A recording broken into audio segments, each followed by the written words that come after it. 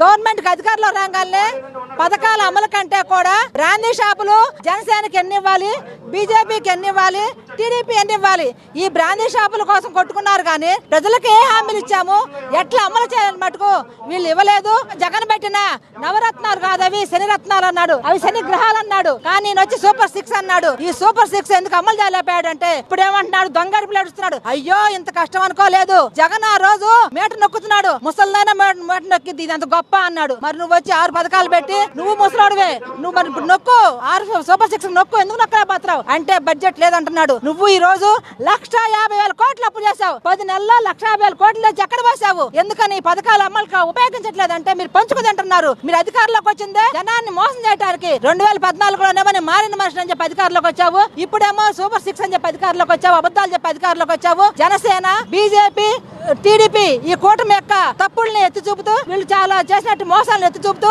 ఈ సూపర్ 6 అమలు చేయాలని చెప్పి జనమందరూ కళ్ళు తెరవాలని ఈ కూటమికి వ్యతిరేకంగా పోట్లాడి సూపర్ 6 అమలుకై మహిళలందరూ కదిలి రమ్మని POW గా పిలిపిస్తూ ఈ ధర్నాన్ని ఈ రోజు మేము చేయడం జరిగింది.